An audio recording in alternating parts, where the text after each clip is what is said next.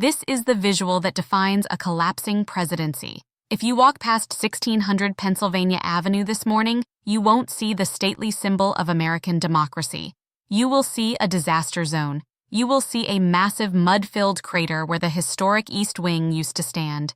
You will see silent yellow cranes towering over the executive mansion like vultures. And for the first time in 6 months, you will hear something terrifyingly quiet. Silence.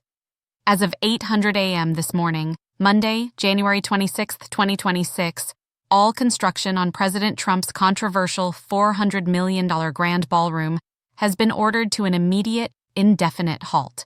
The ballroom from hell, as preservationists have called it, is dead in the water. A federal judge, an appointee of Ronald Reagan no less, has just issued a blistering 40-page injunction that doesn't just stop the work. It accuses the administration of willful deception, statutory vandalism, and gross fiscal negligence. President Trump, already reeling from the Davos disaster, the Japan bond crash, and the seizure of his New York properties, has just been blindsided in his own backyard. He woke up this morning expecting to see concrete being poured for his monument.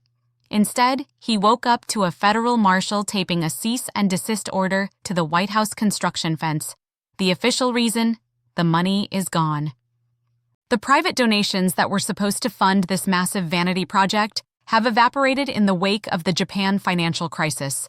And without the cash, the judge has ruled that the President of the United States is effectively squatting on public land, destroying national heritage with an unfunded mandate.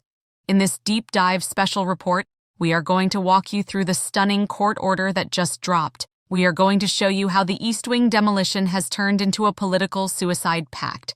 We are going to expose the phantom donors who fled the moment the markets cracked. And we are going to explain why this stopped construction site is the perfect metaphor for a second term that has completely run out of road. The king wanted a castle. He ended up with a hole in the ground. To understand the severity of this ruling and why Washington is in a state of absolute shock this morning, we have to rewind to late 2025. Fresh off his inauguration, President Trump announced the most ambitious and destructive renovation in White House history. He argued that the traditional East Room was too small, too ugly, and embarrassing for hosting world leaders. He famously called the existing facilities Third World in a leaked memo to his chief of staff. His solution was the Grand Ballroom, a proposed 90,000-square-foot extension that would rival the palaces of Europe. He wanted gold leaf detailing, he wanted 30-foot ceilings, he wanted a dedicated victory balcony facing the Treasury Department. The price tag was astronomical, $400 million, but he had a plan to sell it to the public. He promised the taxpayers wouldn't pay a dime. He claimed that a coalition of private patriots, billionaire donors, had already pledged the full amount. He called it a gift to the nation. The cost, however, wasn't just financial. It was historical. To build this monstrosity, the administration argued they needed to demolish the existing East Wing. This meant the destruction of the family theater, the dismantling of the First Lady's offices, and the excavation of the historic gardens. Preservationists screamed. The National Trust for Historic Preservation sued immediately. They argued, "You cannot tear down a UNESCO-adjacent site just because you want a bigger dance floor." They argued that the White House belongs to the people, not the temporary occupant. But Trump bulldozed them, literally. In December, his Department of Justice utilized a loophole. They argued that the project was a matter of national security, claiming the new structure would include a secure, state-of-the-art underground bunker to replace the aging PEOC, Presidential Emergency Operations Center. Judge Richard Leon, the federal judge overseeing the initial challenge, was skeptical. But faced with the national security card, he allowed the demolition to proceed under strict conditions. The East Wing came down in weeks. It was a shocking sight, wrecking balls hitting the White House complex, dust covering the Rose Garden. It was visceral, but the deal was simple. You can dig the hole, but you cannot pour a single ounce of concrete for the new structure until the money is in the bank and the design is approved by the National Capital Planning Commission. Trump gambled. He tore it down, assuming the money and the permits would follow. He assumed he could bully the donors and the regulators he assumed wrong. This morning, Judge Leon returned to the bench, and according to everyone in the courtroom, he was furious. We have the court transcript released minutes ago. It reads less like a legal opinion and more like an indictment of the entire administration. The judge slammed the Department of Justice lawyers for what he called a bait and switch of monumental proportions. Here is the core of the ruling. The administration admitted in a closed-door sealed filing on Friday night that the private funding for the ballroom is currently missing. The pledge of $400 million was based on non-binding commitments from major donors, hedge fund managers, real estate mogul, and casino tycoons, the usual suspects of the MAGA donor class. But remember what happened this week? The Japan bond crash, the asset seizure in New York, the Davos walkout. Those donors, they are currently facing margin calls. They are watching their portfolios bleed red ink. When the Treasury Department called to collect the actual cash for the ballroom fund on Friday, the donors ghosted. One major donor, reportedly a Las Vegas casino magnate who had pledged $50 million, formally withdrew his pledge on Saturday night, citing market volatility and fiduciary responsibility to shareholders. Judge Leon's ruling was brutal. He wrote, "The executive branch has demolished a historic federal structure on the promise of replacement funds that do not exist. This court will not allow the People's House to be turned into an abandoned construction site fueled by phantom capital and broken promises." He ordered an immediate stop work order. He ordered the General Services Administration, GSA, to provide a plan to restore the site, meaning fill in the hole if funding is not secured within 30 days. Think about the implications of that order. The President of the United States might be forced by a federal judge to fill in the hole he dug, leaving the White House smaller, uglier, and less functional than when he found it. He will be the president who destroyed the East Wing and left a patch of grass in its place. But the ruling gets worse. The national security excuse, the shield Trump used to start the demolition, fell apart in spectacular fashion. For months, the White House claimed this ballroom was necessary for continuity of government. They claimed the basement would house a new Situation Room that would be impenetrable. In today's hearing, the judge unsealed a classified report from the Secret Service that the administration tried to hide. It turns out the Secret Service opposed the project. The report states that the massive construction zone has created a critical security vulnerability on the east side of the complex. The open pit exposes the foundations of the residents to drone attacks, acoustic surveillance, and tunneling risks. The Secret Service explicitly stated that the design of the glass-walled ballroom was a nightmare to protect. They called it a sniper paradise and a surveillance magnet. The judge caught the administration in a lie. They use national security as a pretext to bypass historic preservation laws when in reality the project hurt national security. This destroys the legal defense for the project. It means the ballroom is not a government necessity. It is a vanity project. And under the Antiquities Act and the National Historic Preservation Act, you cannot destroy national monuments for vanity. The media is already calling it the ballroom from hell because it has effectively trapped the president in a legal and political inferno. Let's talk about the optics. Politics is optics, and these optics are devastating. President Trump is a man obsessed with aesthetics. He builds gold towers, he wears perfect suits, he wants to project an image of absolute perfection and control. Instead, he is living in a construction site. The view from the residence window where he sleeps is a mud pit. It's piles of dirt, idle machinery, and orange safety fencing. The noise of the now silent machinery has been plaguing the West Wing for months. Staffers report that meetings in the Oval Office were constantly interrupted by the beeping of reversing trucks and the pounding of pile drivers. And now, with the work stopped, it becomes a monument to failure. Every time a foreign leader visits, they have to be driven past the Trump crater. When the Prime Minister of the UK visits next month, their motorcade will drive past a hole in the ground covered in blue tarps. Every news broadcast doing a stand-up on the North Lawn has the yellow cranes in the background. It is a constant, physical, undeniable reminder that the president started something he couldn't finish. Compare this to the great builder persona he campaigned on. I build things ahead of schedule and under budget. I will rebuild America. This project is behind schedule. It is over budget. It is unfunded, and now it is illegal. It connects perfectly to the asset seizure narrative we discussed yesterday. He can't pay for his building in New York. He can't pay for his ballroom in D.C.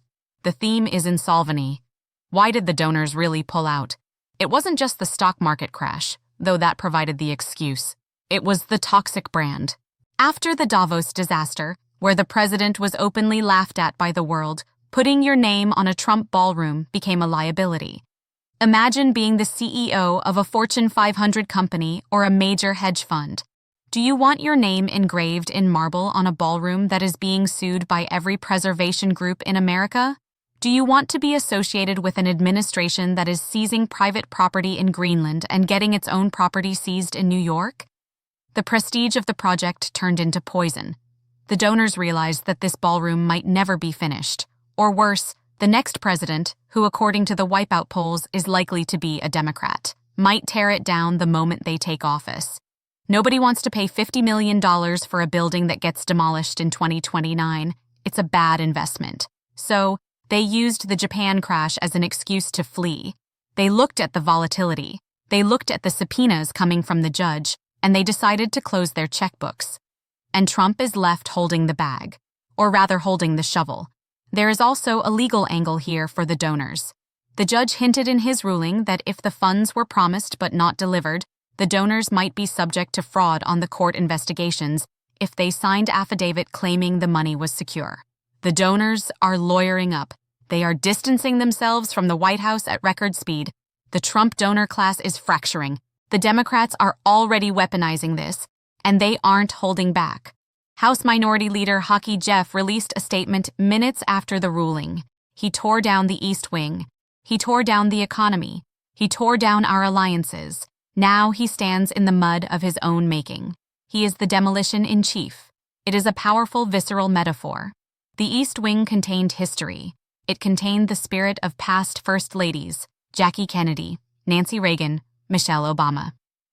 By destroying it for a ballroom, Trump played into the barbarian stereotype, and by failing to rebuild it, he plays into the incompetent stereotype. The poll numbers from the Wipeout survey are being updated as we speak. Independents are disgusted by the waste.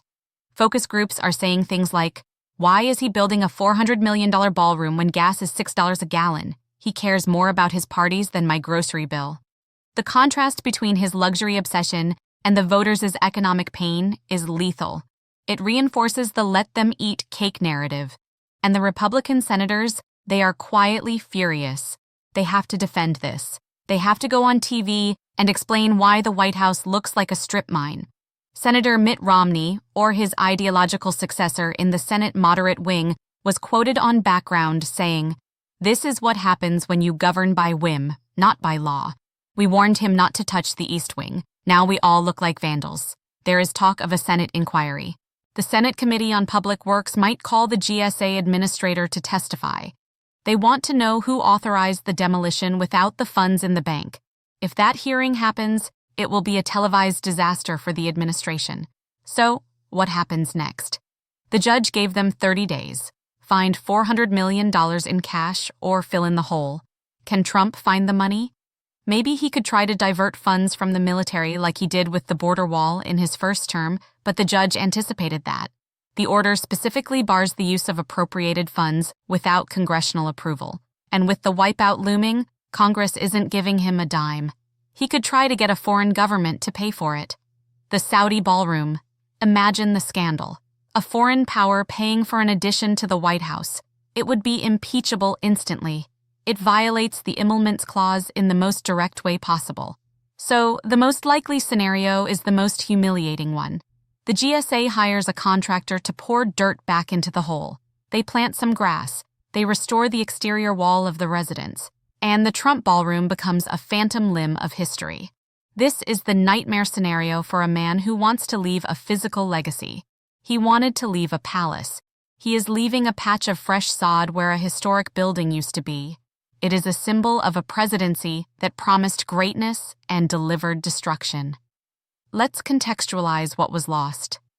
The East Wing wasn't just offices. It was built during World War II under FDR to hide the construction of the underground bunker, the PEOC. It has stood for over 80 years. It housed the First Lady's staff, the engine of soft power. It was the entrance for visitors. It was where the tours began. By tearing it down without a plan, Trump severed the social arm of the White House. Melania Trump, or the acting First Lady figure, has been reportedly homeless within the complex. Her staff is working out of a spare room in the Eisenhower Executive Office Building, EOB, across the street. They are separated from the residents. Reports suggest the First Lady is furious. The ballroom was supposed to be her legacy too, a place for her to host galas. Now, it is her embarrassment. The internal friction this is causing in the East Wing versus West Wing dynamic is palpable. The National Trust for Historic Preservation is usually a quiet, polite organization. They hold galas. They save old post offices. For them to sue a sitting president is nuclear. They viewed this as an existential threat to the heritage of the United States. They argued that the White House is not the president's property. It belongs to the people. It is held in trust. Trump treated it like Mar-a-Lago North. He treated it like a tear down in Palm Beach. The judge's ruling solidifies a critical legal principle: stewardship, not ownership. This president will shackle Trump for the rest of his term. He won't be allowed to paint a wall without a permit now. The courts will be watching every renovation request with a microscope. Here is a detail the mainstream news missed. The construction crews on site, they belong to unions, the laborers, the crane operators, the cement pourers. When the Japan shock hit on Friday, the unions demanded assurance of payment. They know how Trump operates. They know his history of stiffing contractors in New York and Atlantic City. The contractor, likely a major firm like Turner or Gilbane, couldn't give that assurance because the donor money froze. The unions walked off the job before the judge's order. The judge just ratified what the labor market already decided: no pay, no play. Trump, the self-proclaimed builder, lost the support of the builders. The image of union workers walking off a Trump job site is a powerful signal to the working-class voters he relies on. The claim that the ballroom was for a new Situation Room was the most dangerous lie of all. The current Situation Room in the West Wing basement was just fully renovated in 2024. It is state-of-the-art. It cost $50 million. Intelligence officials testified in closed session that moving the site room to a glass-walled ballroom basement was insane. "You don't put the most secure room in the world under a dance floor," one official said. "You don't put it next to a catering kitchen." The judge saw this testimony. It was the smoking gun that proved the national security claim was a pretext. It proved the administration was willing to compromise actual security for the sake of a party venue. There is a terrifying legal threat here for the White House counsel. If the administration submitted affidavit to the court claiming the money was secured when it was actually just promised, that is potentially perjury. The judge has ordered the White House to produce the donor commitments by Wednesday. He wants to see the names. He wants to see the signatures. If those documents show that the money was never truly there, that it was all smoke and mirrors, someone is going to jail. Not the president, but maybe the GSA administrator, maybe the campaign finance chair. This turns a construction dispute into a criminal fraud investigation. It opens a new front in the legal war, just as the ballroom front collapses. The ballroom from hell is the perfect capstone to this week of horrors. It started with a lie at Davos about Greenland. It continued with a financial crash in Tokyo. It hit home with a seizure in New York. And it ends with a hole in the ground in Washington. The structure of the Trump presidency is collapsing. Just like the East Wing, the foundations, money, fear, image, competence are gone. We are watching a president under siege in his own home. Literally, he can't build, he can't borrow, he can't brag. The only thing he can do is rage at the mud outside his window. We will be monitoring the GSA filings closely.